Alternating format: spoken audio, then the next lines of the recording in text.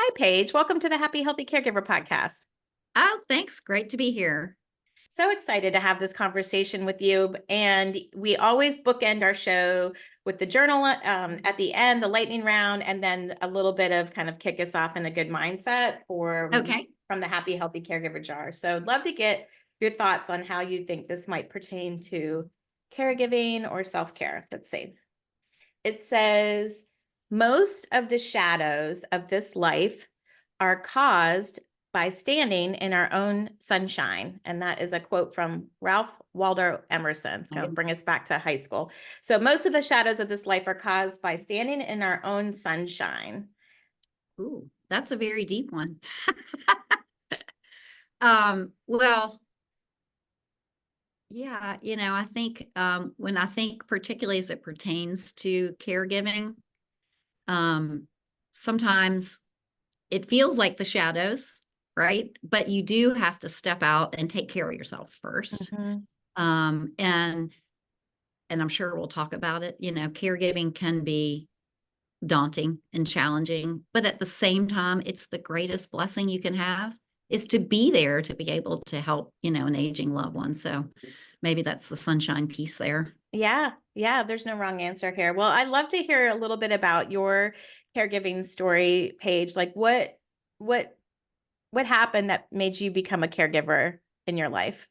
Yeah. Well, I think we're always, what is it, Rosalind Carter about, you are a caregiver, will be a caregiver, have been well, in terms of for my parents, my father died when I was pretty young. Mm. He had a heart transplant in his 50s and died when I was in college. So I wasn't really active in that much caregiving for him. A lot of his was heavy medical. My mother was.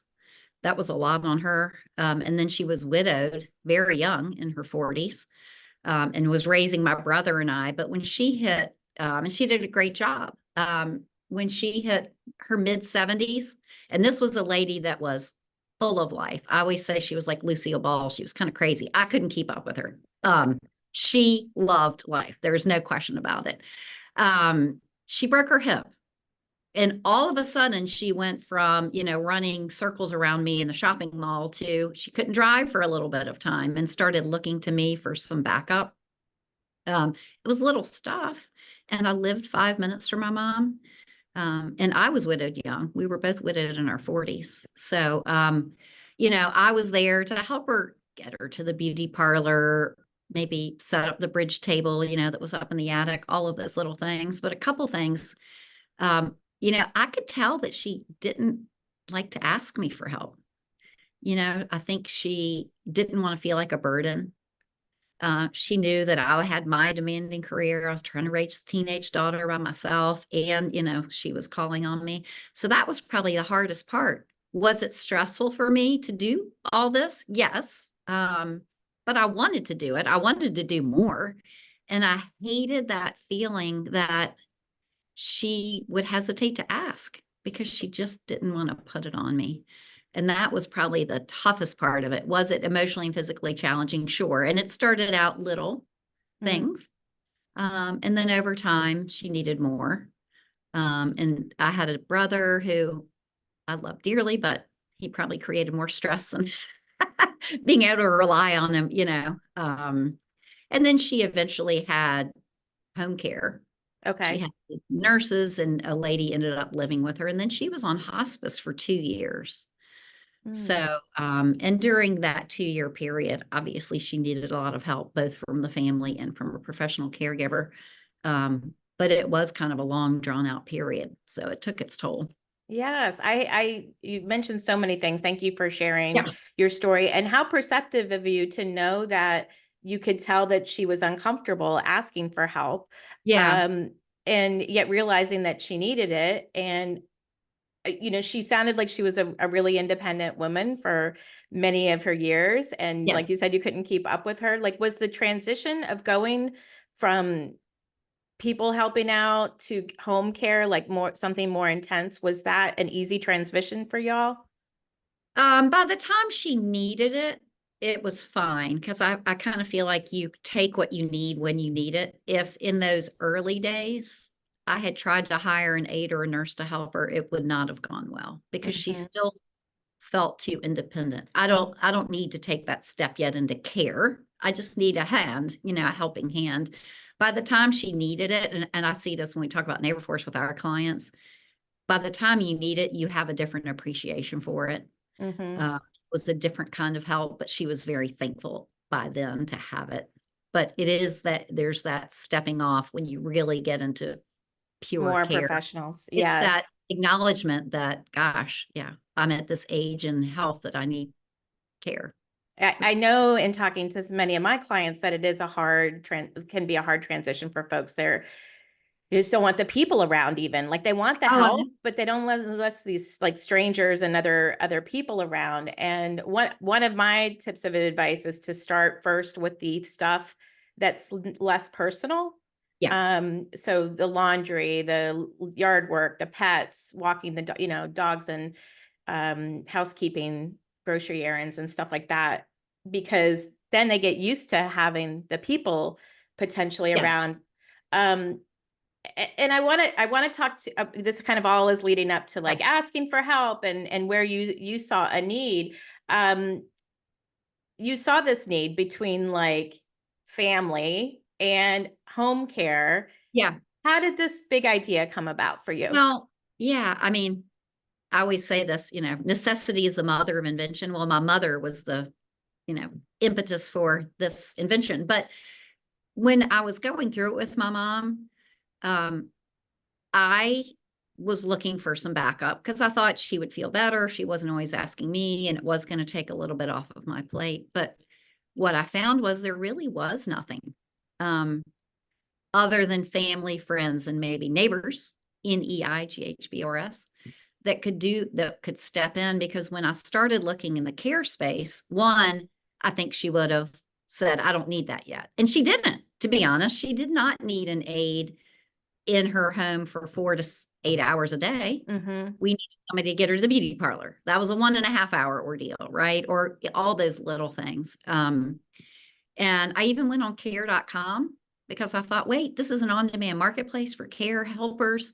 Well, care.com is great, but it's when you need a care worker Mm. and you can make that investment of time. Because if you say I need somebody on Thursday for 2 hours, they're going to give you 20 different people, different rates. You've got to negotiate with them. And invariably what I found was I'd find somebody and they'd say, oh, well, I am available for 2 hour window, but only if you commit to 20 hours a week. And by the way, I'm not available this Thursday. And that just didn't work. Oh, so you're a Oh, wait, recruiter and you've got to like ask questions and no, no, no. Like, negotiate. And yeah, that's a no, whole other set of tasks that you had no time I for. did that when we finally got a care worker, and I got her from care.com, by the way. She was amazing and she was with us for 2 years, but that didn't solve my problem. I just kept thinking like, I want to push a button and another person like me shows up, the other me, A clone. almost like Uber. Like this is simple stuff.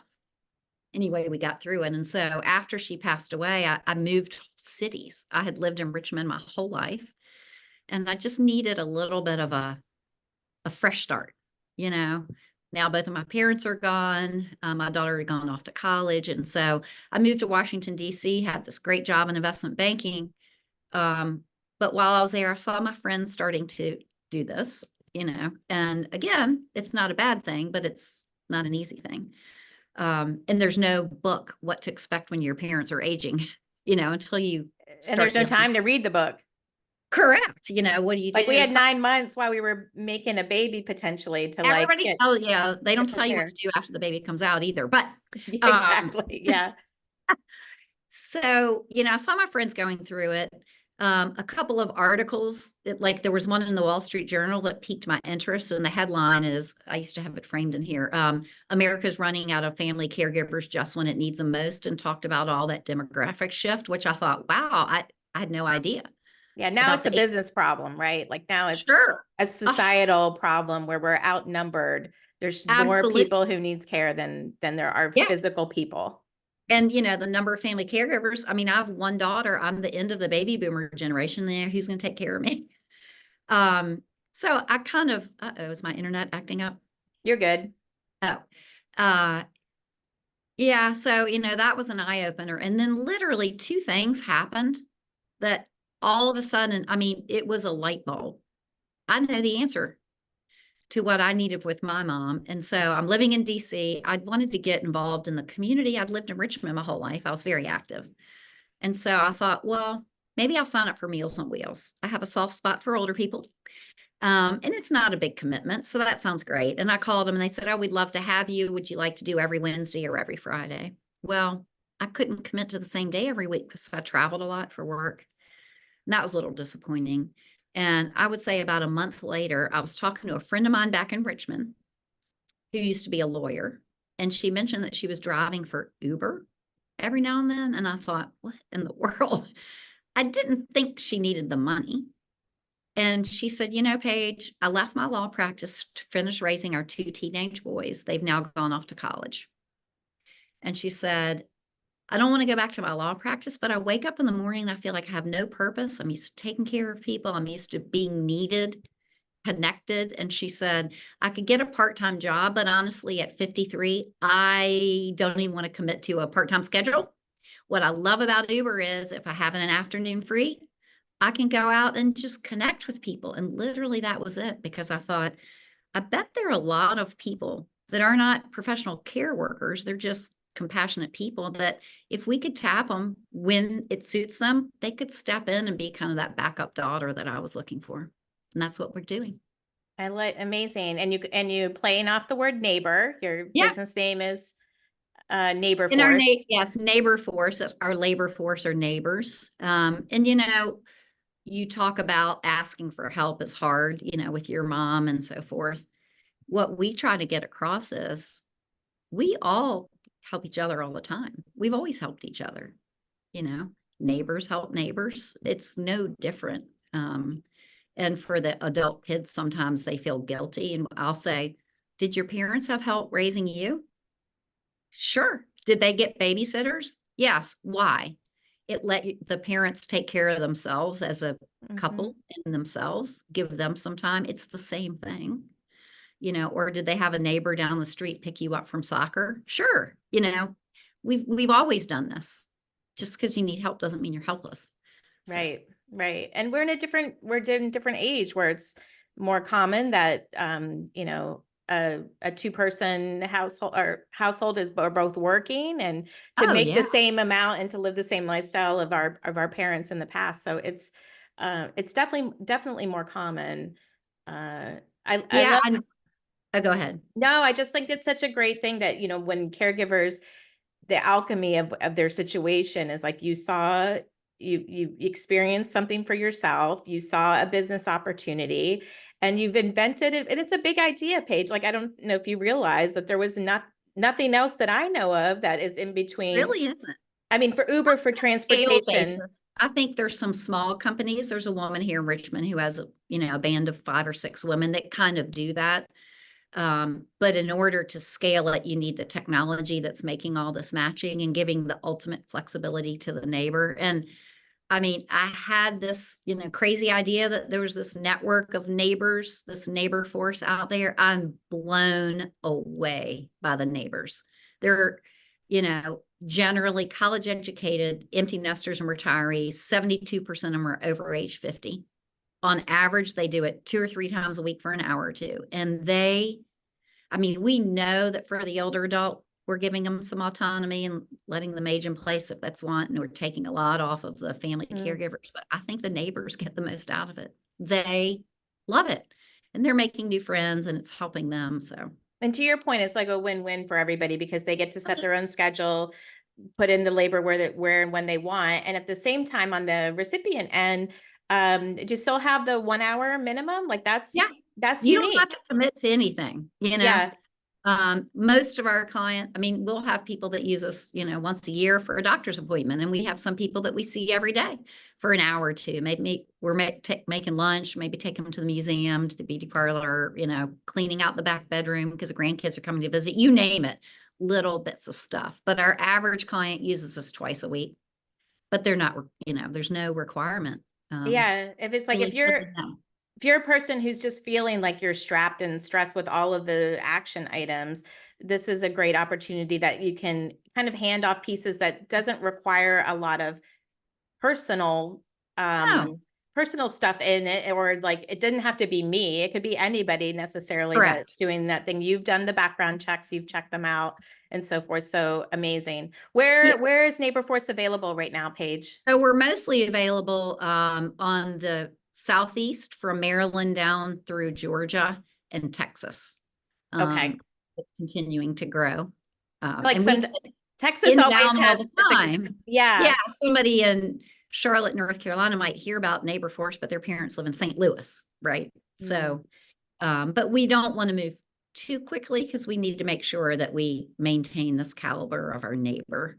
And early on, because we've had to raise outside capital really to fund the building of the technology, some people question if there were enough neighbors.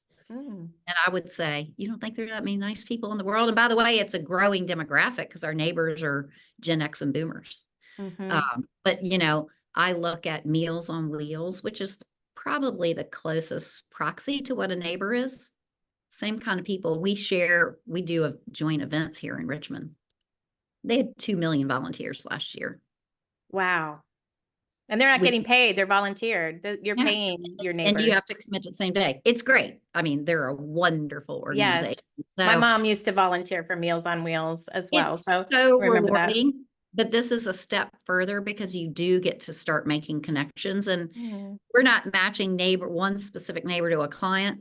Now, a lot of times organically, that will happen. Will they change their schedule so that they can always see Mr. Smith? But it's okay because every neighbor brings a little something different to the table. Yeah. And Variety, spice of life. Love that. yeah, Love that. yeah, Well, and you worked in corporate roles, what was that yeah. shift like for you and, working caregiver too, to entrepreneurship? Was that, um, how was that transition? Oh, they said it's hard. I had no idea. It is hard. And for us, it's hard too, because it is, like you said, it's this white space. Hmm.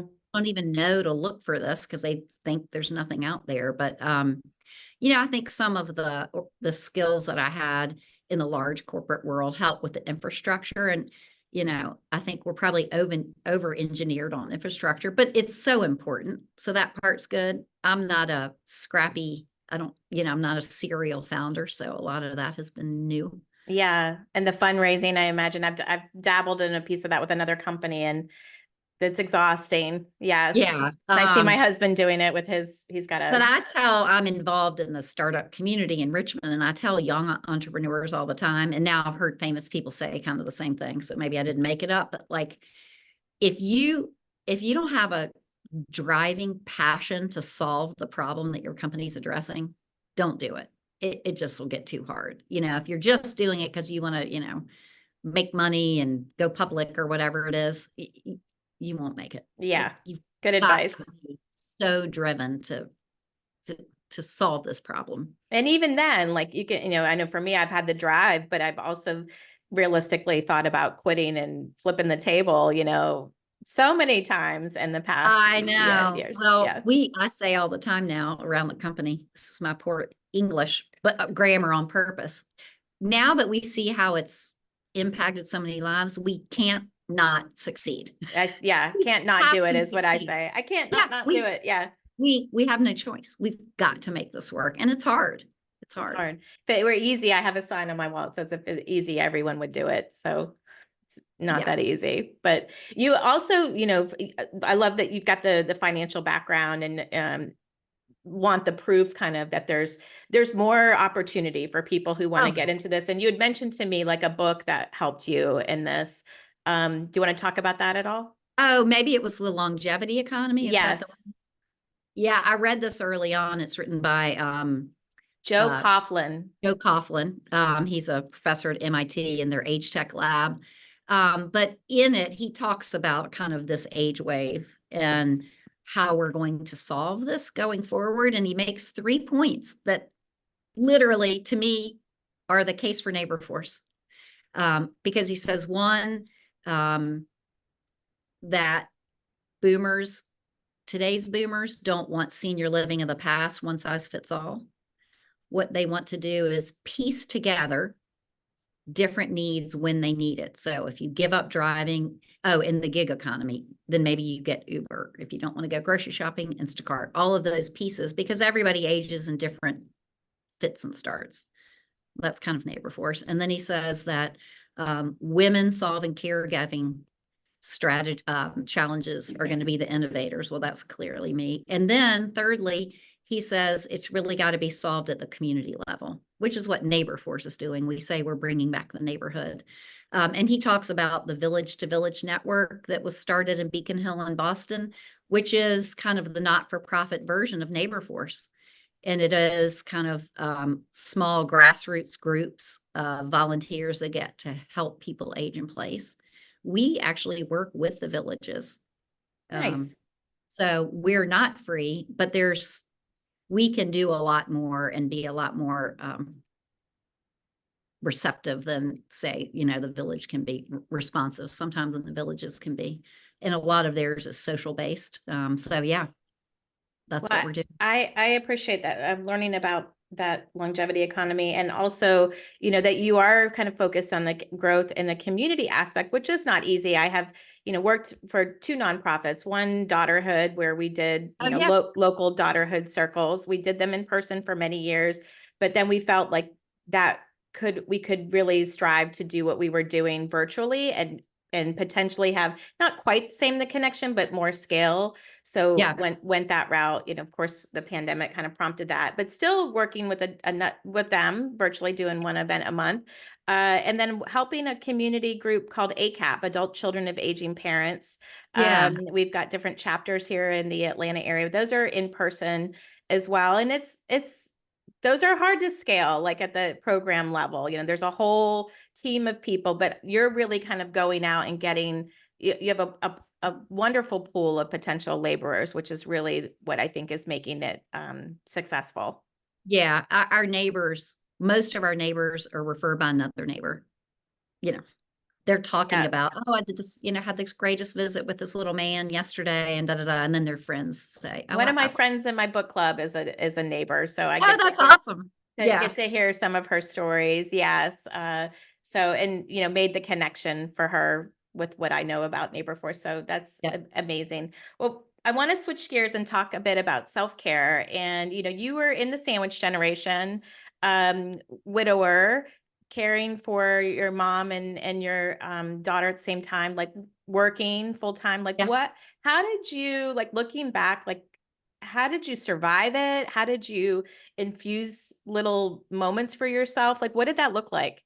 Yeah, it was hard. And we do a webinar about this. We've started, and, I think the first step, and when I look back, I didn't do that, is to even identify as a caregiver. Yeah. I think particularly for women, we're taught you just get everything done. How do we Like change that? Like, what's your I know, thoughts? Do I you have know. thoughts on how to change it?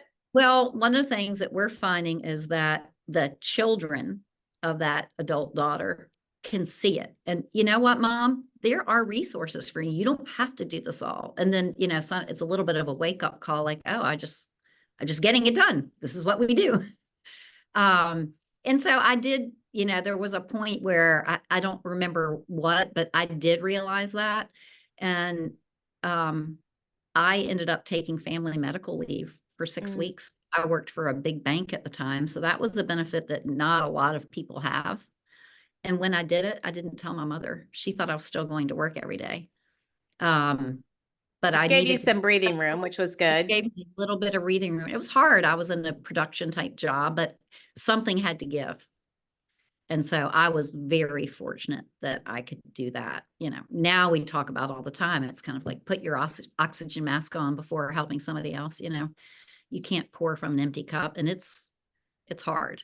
Yeah, it catches up with you, especially if it's, the average caregiver is a caregiver for 4.5 years. And that's Yeah. just, the average. Like, there's different scenarios. So we don't have a crystal ball of what it's going to take. And so Right. making our care team bigger and putting some habits, some healthy and happiness habits in place, I think can be critical. Yeah. I mean, it's emotionally, physically, and you're seeing that your loved one's health declining, and the realization there is hard as well.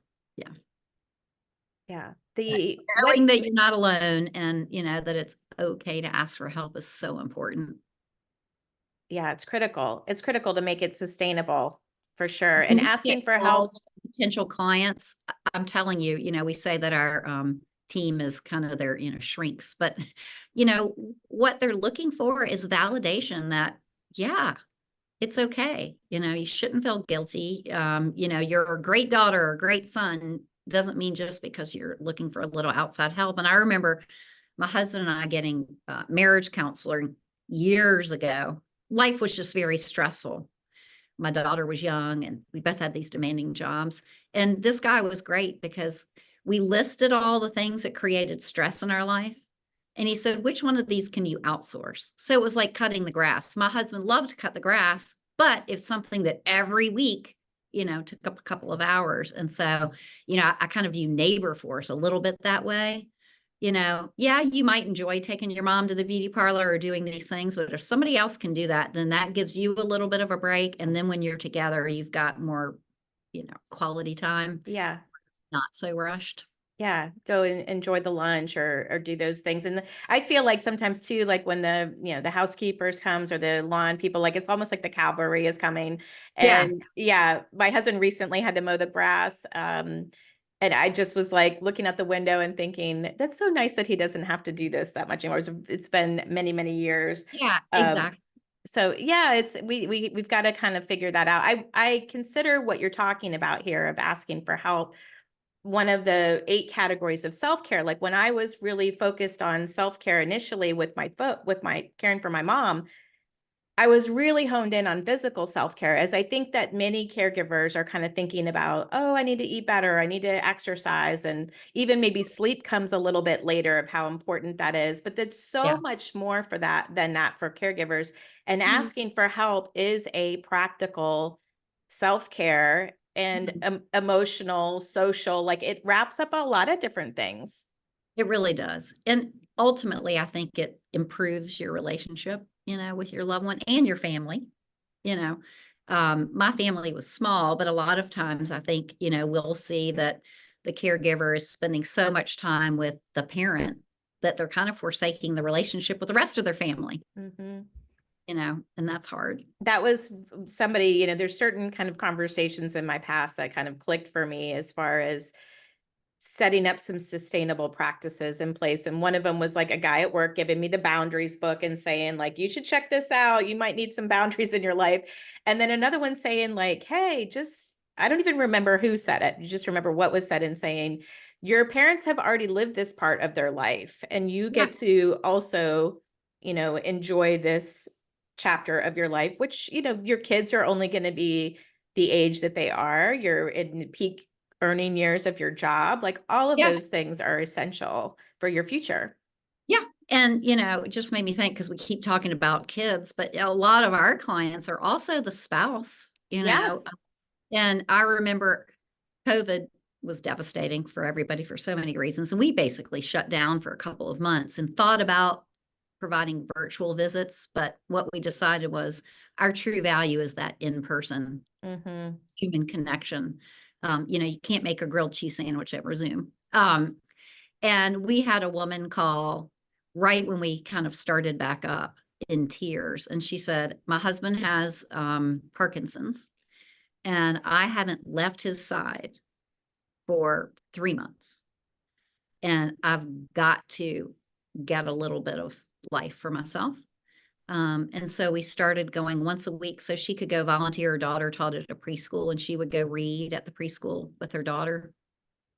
And it made such a difference in her Hmm. life that she started finding more. And all we were doing is making grilled cheese with Tom, right?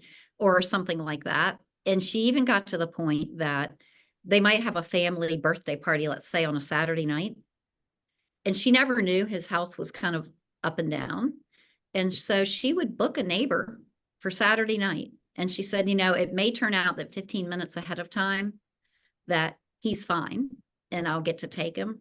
But this is kind of this little insurance piece that if he's not, I've got someone there and it's worth it for me to pay for Yeah. that 2 hours, even if I don't need him. Now that's pretty extreme, but that's how important it was to her to have have a continue. backup plan. We need sometimes a ABC and so forth. And I totally get the volatile behavior and the cognitive Yeah. things that can Yeah. weigh into how even mobility, like on a rainy day, can be Yeah. really tough for people. So glad that you pointed out the spousal, that the help for them too, because I noticed, I live in Atlanta. My folks lived in Florida at the time when they were in our spiral year, we call it. But it, initially, maybe even a couple of years before that, it came into like my dad needing more help for my mom in particular. And Yeah. we didn't have a neighbor force. We didn't have Yeah. even a care.com, I don't think didn't exist back then. So we went to Craigslist. Remember Craigslist? Oh, yeah. And we found some amazing people through Craigslist that became like family members for us Yep. to do all of those things. Like it was these simple things like, buying a watermelon and cutting it up into portions so that my parents could easily grab and go, take it out of the refrigerator, or cooking a ham or a thing Yeah. of soup for the week or something like that, and following the family recipe to make that happen. So I grow in the grocery store. Like we definitely could have used Neighbor Force back in A little bit makes a big difference, makes a huge difference, especially for a remote caregiver. Like if somebody's got somebody live in the Southeast or Texas that lives Yeah. even states away, or, but knows somebody that needs help, like that's peace of mind for somebody to put physical eyeballs. Peace of mind can take a lot of emotional toll off. Amazing. No Yeah, question about it. for Yeah. sure. For sure. Well, hopefully we're normalizing in this conversation, Paige, like Yeah. asking for help. Like it is hard. It is hard for, like you said, the caregivers to self-identify, I feel like they wait until the crisis happens. Mhm. So much like if we're talking to you, if you don't have anybody like in a backup plan, or you're an Yeah. expanded care team and it's all on you, like that is not sustainable. And I've never seen that work. So, No. so It's funny. We work with home care companies a lot. We refer because our clients are aging every day. And there's one in Richmond who is the best, we think. But what they told do you want to us, shout them out? Because people are like, sure, Commonwealth Home okay, Care. They're Commonwise, excuse me. They're amazing. They're also in a couple other markets, but it's interesting what they said. And so and they refer to us when people don't really need what they offer, and we refer to or need you them. for an hour, or, Yeah. less than the 4 hour minimum. Correct. Right. And he'll say, and we do, and we recommend a lot of different ones, but they're the top one in Richmond. Um, he'll say it's great to be the best, and they are, but for home care companies, you really want to be the first, because what happens is it's always a crisis. And when it's the first one they call, okay, I got to get this solved. Let's move on, right? You want to be that first call. Right. And I would tell people, like, whether it's home care or neighbor force or whatever, like, just get the paperwork going, like, fill it Yeah. out, like, dip your foot in and test it out, like when it's something that's not in the heat of the moment, in the crisis, so that then you're like, it feels again that peace of mind, like, oh, this worked out okay, or maybe next time I'll mention that this and this need to happen and fine tune it a little bit, but like you're never going to know if you don't kind of dip your toe in. Exactly. No, Hmm. it's always better to have a plan all the Oh, way through into yeah. senior living. Yeah. What is self-care and like how do you prioritize your health and happiness now? You're a busy entrepreneur, you know, what's working for I'm you the right wrong now? person to ask that question of. I'm not practicing what I preach. I bet you are. Like I bet there are some tadas in there if we look for them. Like not Yeah. necessarily the eating, but like socialization, financial Yeah. self-care. Well, obviously, I have some friends that are starting to retire. So the fact that I'm going full tilt, this energizes me, even though it's hard. So that's good. But here's a great example. It's a lot of stress and a lot of unknowns at this point in the company's, Sure. journey. And so I lived in a 115-year-old home, which I absolutely adored, but it was a constant source of stress. What's going to break today? And we're not talking about little things. So I sold my house, and last week I moved. And right now I'm in a very small apartment, about the fourth the size of my home, and I'm so happy. But that's something, that's something I could control. How did you go through the processes? Like people are doing this with, they're dealing with generational clutter where like you've been passed down from people who have passed away, which I know you've had. Like now you're going from this home to this place. Like what was the process you used to figure Yeah, out what to keep and what couldn't, or it's where to it's go? hard, and I did a pretty good job when my mom passed away. of really going through the key things that we wanted to keep. And so that part was easier. And I'm not a huge clutter person, but it's still shocking how much stuff we accumulate. So unfortunately, much of that is now in a storage unit. Yeah. But my goal is to get through that so my daughter doesn't have to one day. But Yeah, I mean, that's a motivator for sure. Like once we've lived it as a family caregiver, like not reproducing this for us. When my folks moved from their large home to a 3-bedroom condo in Florida, yeah, I'm one of 6 kids, and it was kind of a unique way that we dealt with it. It was really kind of fun. We had one of those Post-it things with the different colored flags, like the yeah. little bitty ones, like in one set, and they had marked the things that were available that they weren't going to keep, the paintings, the furniture, rugs, whatever. And then we went in as kids, and my Yeah. one brother was like, I don't want to do that. I don't want anything. I'm sure he regretted that. One that was kind of living with them, so there was really kind of 4 of us. And we went in and we had assigned colors, and we put our colors on the things if we wanted to, if we had an interest in them. And sometimes there was things that we all, the Victrola, we all wanted it. I'm kind of glad I don't Oh, have it now, but the Victrola is super cool. And so then we would draw cards, and it was yeah. like whoever had the highest card in the deck. And then afterwards there was some kind of trading, but we Back called it the trading. Yeah. showcase showdown. It was really quite fun, Oh, actually. wow. Yeah. Well, my mother tried to get my brother and I to do it, and it was kind of, we were like, neither one of us want that. Yeah. We Well, can color that. Yeah. But luckily they had kind of reduced down to that, because then after my dad passed away, we had to move my mom and my brother.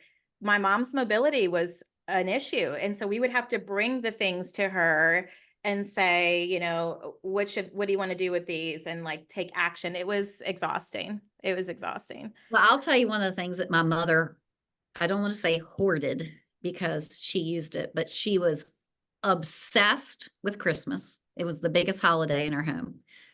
Obsessed with her Christmas tree. So I have all of her ornaments and wrapping packages. She would not buy Hallmark wrapping paper at the, drugstore. She would buy the stuff from the big department stores at the end of the year that were these giant rolls and all of the fancy ribbons and so forth. Oh, wow. And she died in 2014, and I still have some of that paper I'm using. And I have moved 4 times since she died, and I keep hauling it with me She's because still it's sentimental involved. to She's still her. involved in the Christmas. Absolutely. And my daughter's like, everybody else has, snowmen all over their Christmas packages, but ours are always this beautiful paper with these fancy ribbons. Aw, that's sweet how you kind of carry on the tradition too of that. And yet I know you'll be glad when the big rolls are gone, and then you're like, what kind of paper do I want to get? Yeah. We're nearing the end, but the Yeah. movers like, wait, we're moving. I was like, yes, we're moving that. So Well, yeah. a fine in between I find is like not quite drugstore and not what you're talking about, Costco. Costco has great Oh yeah, wrapping paper, and I love their ribbons, their wide ribbon. Like I don't have to know how to do a bow. I just tie a knot and it somehow looks pretty good. So exactly. And then you crinkle it. Yep. yes, yes. I learned all that. Well, I love it. Let's get your thoughts on some of the questions in the Just for You Daily Self-Care Journal Okay. page. So, if you could have only one self-care product on a desert island, what would you pick? Music. Okay. Are you like, do you have a playlist somewhere, or are you bringing a CD I have, that's it depends on the mood. But yeah, I think for me that can really speak to me. Yeah. I love music. yes, me too. And I made a note to share every now and then I mention the caregiver anthem playlist I've created. I've created a playlist with like where I hear songs and I'm like, this relates to caregiving in some way, or it Interesting. encourages caregivers. So I'll have Yeah. to Well, put mine is that. like the Rolling Stones, which is not probably, although they do have a song called Neighbors. There you go. Like play it at your next gathering, your next conference. But yeah, it could be things like rolling with the deep, or Oh um yeah. all of the different things. Like I'm like, oh, I don't know. I Will Survive, Gloria I will Gaynor. survive. Exactly. Like when you kind of go down this path, you're like, oh, these are all kind of making sense. What are 2 of your go-to healthy snacks? Apples is definitely one of them. I don't eat a lot of healthy things, so that's hard for That's me. good. Uh, yeah. I'm a big protein person, so low fat protein. I eat a lot of that. I Okay. think I get my energy, but What are some examples of that? Like, oh, tomatoes. We have these things in Virginia called Hanover tomatoes. hmm, We're famous for. not for protein, but just to have them. Yeah. Yeah, yeah, yeah. But they're very healthy. So Yum. What's your source of protein? I always am trying to kind of get more protein in my diet. nothing very fancy. It's chicken, Okay. um, fish, although not salmon usually. I love tuna and I love a good steak. So Yes. Sounds yeah. yummy. You're making me hungry. Okay. Last But I'm question. not known for my healthy eating habits. So I drink Diet Coke every morning from McDonald's. Oh, yeah. I hear about these people and I've met these I'm one of people. them What is every it? What is it single about the day. diet? Listen, that's self-care. If that makes you feel some kind of It sense of does. It starts joy, my day off and then, I move to decaf coffee, but it's something yeah. about getting in the car and going there. And in fact, the lady at my little local McDonald's just told me last week that she's getting a job as a caregiver with a local care agency. Nice. I mean, it's social self-care. It's like you're not having like deep conversations, but they know you, they rely on, it kind of gives you that boost. And for some reason, like people always mention McDonald's, like has having the right mix of carbonation, I guess, or the ice. What is About it? it, yes. And the circumference of the straw. I don't know. Huh. Well, I hope they It never hits four change it. taste buds at the same time or something like that. But Yeah. Way to go, McDonald's. Okay. Well, and how do you go there and not get the biscuit? That's my other yeah, question. don't need the biscuit. Stick some eggs. Yes. Yeah. What makes you feel nurtured, pampered, or just plain good? Maybe it is your Diet Coke.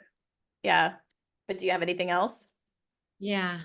I don't feel very pampered these days, but I think getting to spend time with my daughter is definitely one of them. What do y'all like to do together? She lives in Manhattan, so we do like to sneak in a little bit of travel every now and then. But the next thing we have planned is to see the Eagles at the Sphere in Las Vegas. So Very cool. The Eagles. No, at first, I went to sports team, but no, the Eagles, the band, yeah, which is one of my husband's favorites. So, well, that will be amazing. And I can relate. My daughter is 24, lives in Chicago. So we, try to do some travel or kind of at least have some things sprinkled throughout the year. So I know I'm going to see her because uh, I just yeah. like her. Having things like that to look forward to, even not being there, but having something on the books is very calming. I feel Well, like. we're planning. I don't know if you saw in anything that I've shared about the self-care at sea cruise, but it's Yeah, I not did. not this year, but October 2025. We Yeah. sealed a good deal for caregivers, and we're looking for sponsorships, of course, for the different things. What could be the lanyards or the different things Mhm. that we have there. But I'm excited because my daughter's coming with me, Nice. and she's got, she's a nurse, so she can kind of plan so her life gets chunk of time off there. But self-care seas cruise, we're going to do it with a bunch of different uh, co hosts of mine that are Yeah. also in this care space. And what I love about it is that people can come for the respite, but leave Mhm. with the community and the resources, and that Yeah. jazzes me up. That's tremendous. Yeah. That'll be a So we'll see huge. how it goes. It's a little bit of Yeah. an experiment. I hope it's amazing. I hope we Yeah. can plan other trips of respite and kind of bring caregivers together like that would be a fabulous thing. The addressable market of potential attendees is limitless, as we know. Yeah. I mean, Uh, even if you want to be just if you're a cruiser, like you love yeah. cruises, we still got a good deal for you. We're not going to like Yeah. kick you out. So, Yeah. and you don't have to come to all the caregiving stuff. It's completely optional. We don't have the whole boat. That's of course, Yeah. it's our Norwegian cruise line. There's lots of other people on there as That's well. super cool. Yeah. Well, amazing. Well, this has been great. Is there anything that you wish that we would talked about, Paige, or something that you're like, we can't leave without mentioning this? And then of course, how do people connect with Neighbor Force and learn more? Yeah.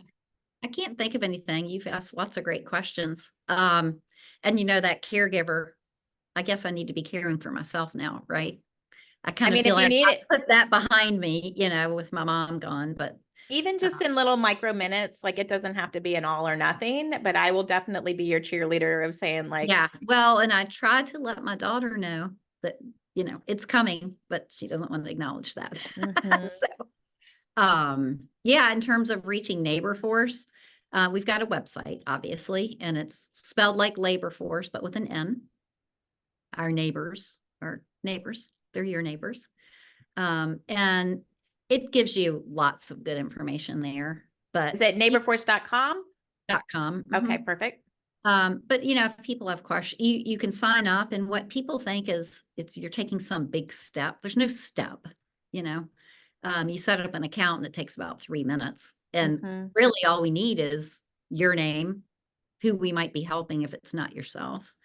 Um, and then we put a little field in there that's optional, but it's kind of nice. So if you were signing up for a family member, you could have, and we say client notes, and any neighbor that would visit, say it's your mother, would see this to know Mm. about your mom. Now we have some people that write a lot, but I might be for one of those kind of instance, people. Yeah. if I were setting up an account for my mom, Joy, which we didn't talk about that. We say we're inspired by Joy. Her Mhm. name was Joy. And that's what we're doing every day, is bringing joy to seniors. But if I were setting up her account, it would say, don't let the crazy cat run out the front door, and make sure her coffee is hot, because I spent years microwaving her already hot coffee for it to be piping hot. I'm pretty sure our moms would have hung out because, and my mom didn't like a full cup. She liked it like 3/4, and then like you needed to kind of, top her off and make it warm it up Well, they again. gave me So this thing at the office called the Ember, that you can set the temperature of your coffee and it keeps it hot for you. So, is it a mug? uh-huh. And it has a How do you little spell base. that? I gotta find that. EMBER, Ember. Okay, I'm gonna find that. That's a great, for a coffee lover. That's a great, Oh yeah. a terrific gift. It's increased my productivity because I don't have to keep microwaving. But Amazing, Paige. Thank you so much for just yeah, having a beautiful brain and being a terrific, support for your family that then kind of blended all of this together. That's now a terrific resource for people who need help, and everybody needs help. I mean, every day, can I walk you? I saw Stephen walked when he was starting his, hold on. Okay. I love to show I people like to this. see your office anyway. It's Yes. adorable. You know, we've got thousands of neighbors, but this is such a great, turn on the light, gives you a great idea. Great way to end. Look at these neighbors. Ah, I love that. And as you can see, it's, you know, Just people. all kinds of Men, nice. women, different ages, different Yep. ethnicities. Yes, perfect. Yep. Aw. Thank you so much, Paige, for sharing your Sure. story and being a part of our podcast episode today. It was great. I appreciate it. Thanks for everything you do. Thank Obviously. you.